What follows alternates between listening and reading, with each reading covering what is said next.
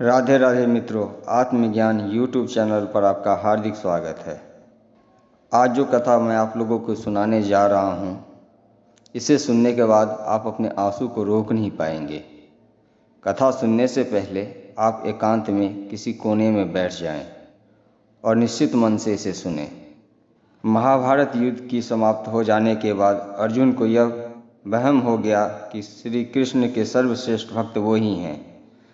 अर्जुन ने सोचा कि कन्हैया ने मेरा रथ चलाया, मेरे साथ रहे, इसलिए मैं भगवान का सर्वश्रेष्ठ भक्त हूँ। अर्जुन को नहीं पता था कि वो केवल भगवान के धर्म की स्थापना का जरिया था।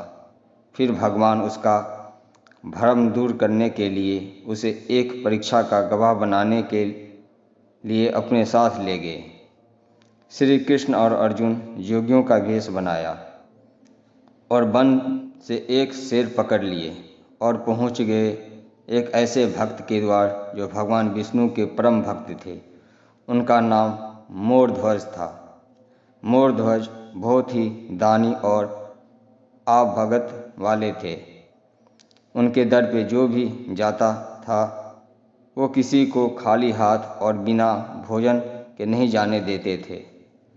दो साधु एक सिंह के साथ द्वार पर आए हैं, ये जानकर राजा नंगे पैर दौड़े आए और भगवान के तेज से नतमस्तक हो आतिथ्य स्वीकार करने को कहा। भगवान श्री कृष्ण ने कहा, हम आतिथ्य तब ही स्वीकार करेंगे जब राजा उनकी शर्त माने। राजा ने जोश में कहा, आप जो भी कहेंगे मैं तैयार हूँ।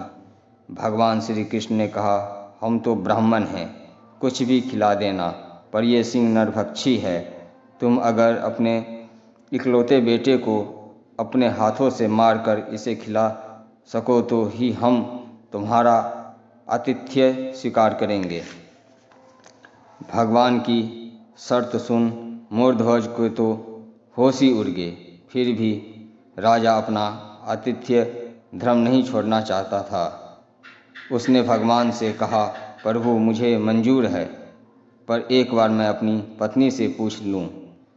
भगवान से आज्ञा पाकर राजा महल में गया।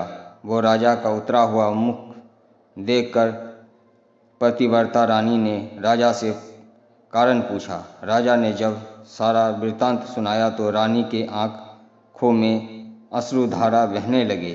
फिर भी वो अभिमान से राजा से बोली, आपकी आन पर मैं सैकड़ों पुत्र कुर्बान कर सकती हूँ। आप आदरपूर्वक साधुओं को अंदर ले आइए। अर्जुन ने भगवान से पूछा, माधव ये क्या माजरा है, आपने ये क्या मांग लिया? श्री कृष्ण बोले, तुम चुपचाप रहो और आगे देखो क्या होता है। राजा तीनों को अंदर ले आए और भोजन की तैयारी शुरू की। भगवान को 56 भोग परोसा गया, पर अर्जुन के गले से उतर नहीं रहा था। राजा ने स्वयं जाकर पुत्र को तैयार किया। पुत्र भी 3 साल का था। नाम था रतन कंवर।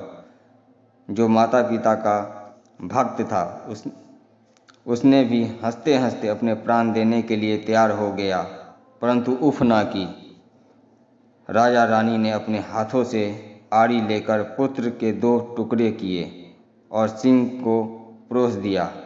भगवान ने भोजन ग्रहण किया, पर जब रानी ने पुत्र का आधा शरीर देखा तो वो आंसू रोक नहीं पाई। भगवान इस बात पर गुस्सा हो गए कि लड़के का आधा शरीर कैसे बच गया। भगवान रुष्ट होकर जाने लगे तो राजा रानी रुकने की मिन्नतें करने लगे।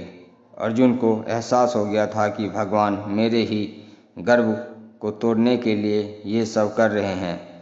वो स्वयं भगवान के पैरों में गिरकर विनती करने लगा और कहने लगा, आपने मेरे झूठे मान को तोड़ दिया है। राजा रानी के बेटे को उनके ही हाथों से मरवा दिया और अब रूठ के जा रहे हो, ये उचित नहीं है। प्रभु मुझे माफ़ करो और भक्त का कल्याण करो। तब केशव ने अर्जुन का घमंड टूटा देख रानी से कहा कि वो अपने पुत्र को आवाज़ दें। रानी ने सोचा, पुत्र तो मर चुका है, अब इसका क्या मतलब। पर साधुओं की आज्ञा मानकर उसने पुत्र रतन कंवर को आवाज़ लगाई।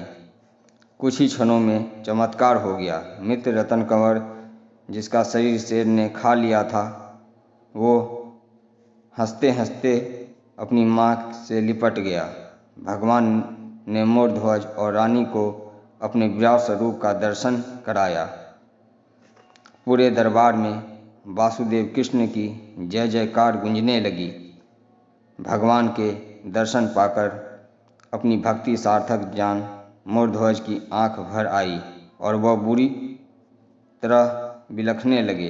भगवान ने वरदान मांगने को कहा तो राजा रानी ने कहा, भगवान एक ही वर दो कि अपने भक्त की ऐसी कठोर परीक्षा और कभी नहीं लेना जैसे आपने हमारी ली है।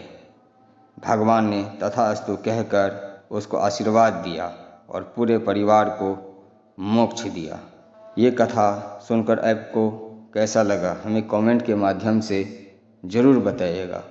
ये कथा अगर आपको अच्छी लगी हो तो हमारे चैनल को लाइक करें, सब्सक्राइब करें और शेयर करें, क्योंकि अगर आप हमें सब्सक्राइब नहीं करेंगे तो हमें कैसे पता चलेगा कि आप हमारे साथ जुड़े हुए हैं।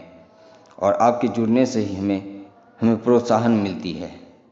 तो कृपया करके आप हमारे साथ जुड़ें और नई नई ऐसी ही रोचक कथा हम आपको सुनाते रहेंगे, सेवा करते रहेंगे। जय जय श्री राधे राधे श्याम। श्री कुंज बिहारी श्री हरिदास।